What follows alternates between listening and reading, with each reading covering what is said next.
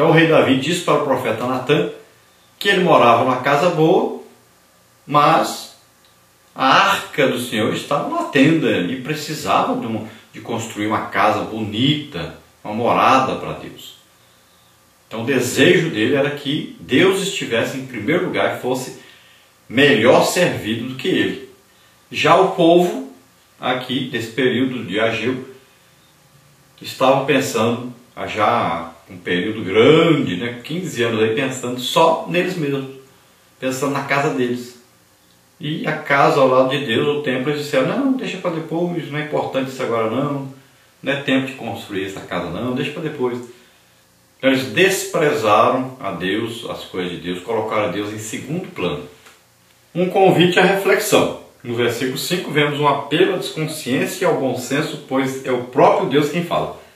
Tal exemplo mostra que devemos parar e refletir avaliando a situação à nossa volta, percebendo inclusive o agir do Senhor. Então Deus convida aqui o povo a uma reflexão. Como é que está a situação de vocês agora? Vocês pararam de construir o templo. Vocês estavam melhor antes ou estão melhor agora? Então eles teriam que refletir e ver que eles estavam empobrecendo. A situação estava bem pior do que quando eles estavam construindo. E o profeta Ageu então é usado para levar essa reflexão, falando que o próprio Deus está ali, falando com eles, buscando na consciência deles uma reflexão a respeito da situação que estavam vivendo e a situação que Deus realmente desejava que eles vivessem. Parte 3, a exortação divina. Tópico 1, crise econômica. Tópico 2, a solução. Tópico 3, o segundo templo. Então, tópico 1 aí, crise econômica. O profeta fala sobre o trabalhar, o comer, o beber e o vestir como necessidades básicas, pois garantem a dignidade do ser humano. Mas temos aqui um quadro deplorável da economia do país. A abundante semeadura produzia muito pouco, a quantidade de víveres não era suficiente para saciar a fome de todos, a bebida era escassa, a roupa de baixa qualidade e o salário não tinha a bênção de Deus. Tudo isso por causa da minha casa que está deserta e cada um de vós corre a sua própria casa.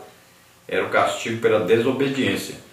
Era o resultado da ingratidão do povo. Por isso o profeta convida a todos a refletir. Então havia ali uma crise generalizada. Ou seja, tanto no vestir, como no comer, como em toda a situação deles, havia uma situação de pobreza. Até o salário que eles ganhavam era muito pequeno. Era como colocar assim, dinheiro num saco furado. Colocava em cima e vazava lá embaixo.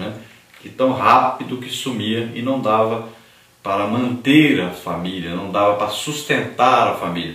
Estavam passando necessidades. E Deus os convida então a refletirem, a acordarem, a atentarem para obedecer a Deus, porque estavam passando por isso. A explicação que está aí está bem clara. Por que estavam passando necessidade financeira?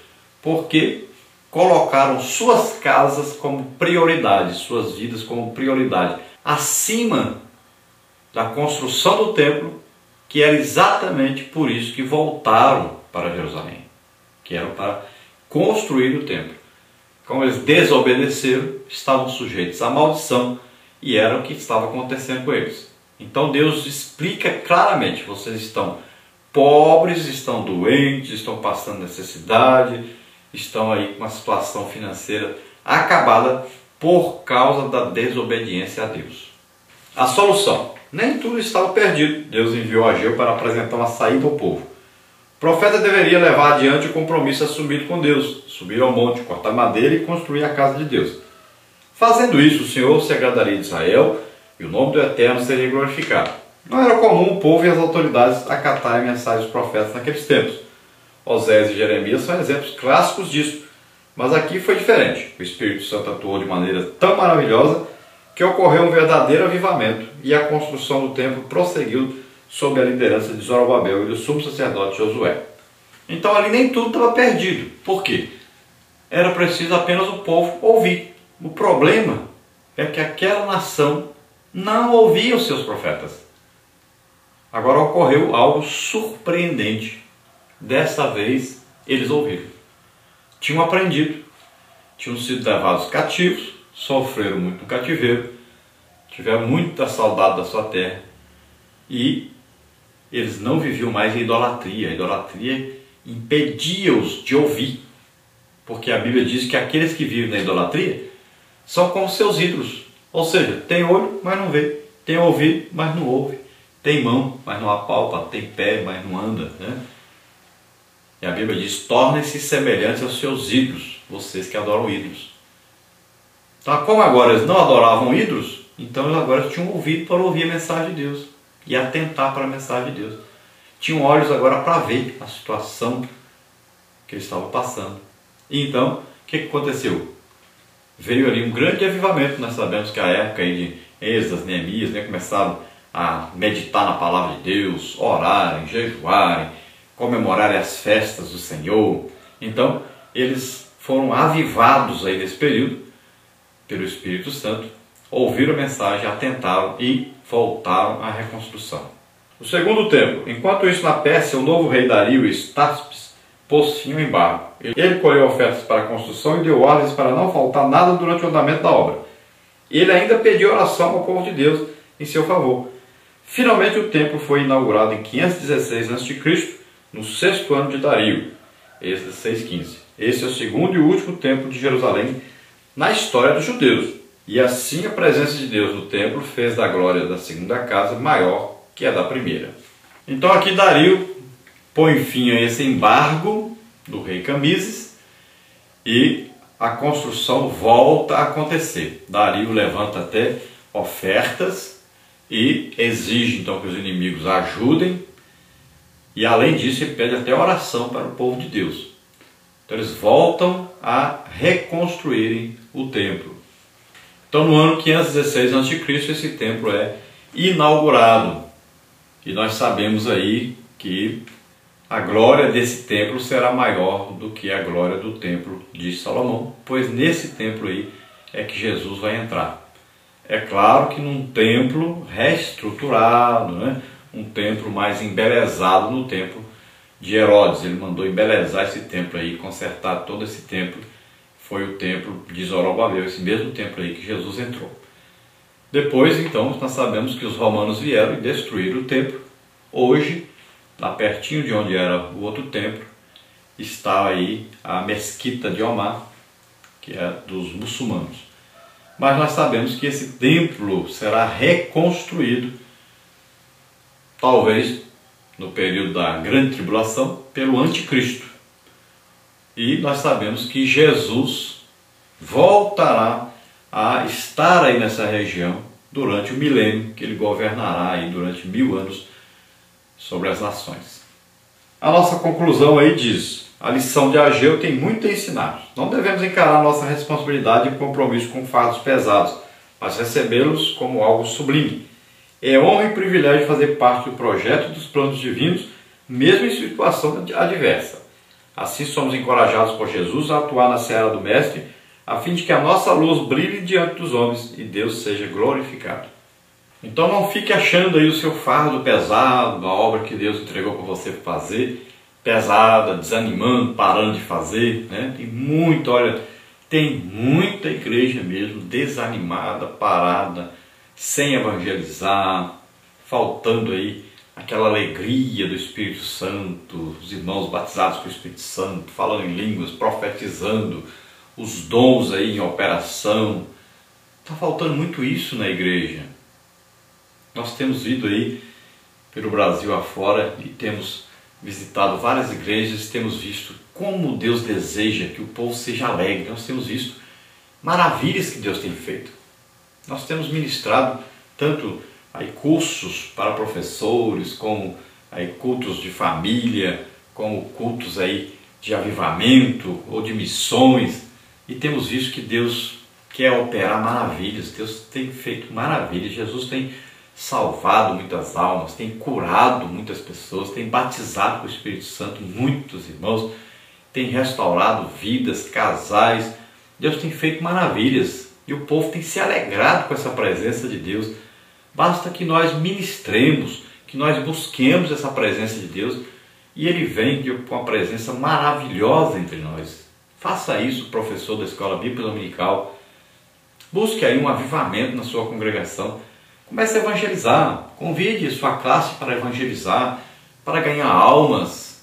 E este povo, se ele tirar a necessidade de ler mais a Bíblia, de aprender mais do Senhor, de ser batizado com o Espírito Santo, de buscar os dons espirituais. Então, busque esse avivamento. Não ensine apenas a letra, mas ensine praticando a palavra de Deus, aquilo que você está estudando, está lendo, está aí meditando, está vendo na Bíblia. Pratique em sua vida, pratique na sua igreja. Promova aí um avivamento. O avivamento vem com evangelização, com muito estudo da palavra de Deus, muita oração, jejum, mas também, principalmente, com evangelização. É preciso desenvolver a evangelização. Igrejas precisam atentar para missões. Nós precisamos evangelizar o mundo inteiro e vamos aproveitar a oportunidade que está conosco. O povo brasileiro tem sido usado por Deus para missões mundiais e é um povo que entra em qualquer cultura, aceita qualquer cultura, ajuda qualquer cultura. Não é um povo que faz assim como se fosse grande, como se fosse melhor do que os outros. Não é um povo que encara as pessoas de cima para baixo. Não, é um povo que aceita todos os povos, é um povo que ama todos os povos, é um povo que tem facilidade em evangelizar os outros povos. Vamos aproveitar essa chance que Deus está nos dando. Desenvolva na sua igreja aí um projeto missionário. Se você precisar de ajuda nisso, aqui em Imperatriz nós temos várias pessoas que podem te ajudar. Se você precisar de fazer um curso de missões, nós temos aqui e é gratuito, nós podemos ajudar você. Faça isso, entre em contato conosco. Olha, temos aí a Secretaria de Missões, você vê aí o missionário Ramos, que é o líder desse departamento, o pastor Raul Cavalcante Batista, que trabalha também com a evangelização no Brasil inteiro, aí pela CGADB. Então, entre em contato, peça ajuda.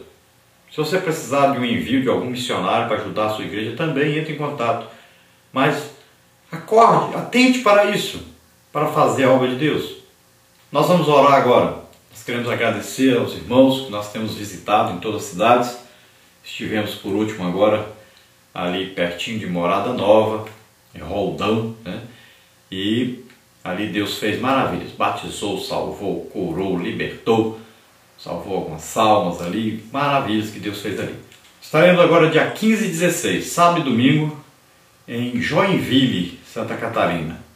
Então está aí o endereço, está aí a programação. Você esteja ali conosco, você da região aí de Joinville, Florianópolis, toda essa região aí, esteja conosco, nós convidamos você a estar ali.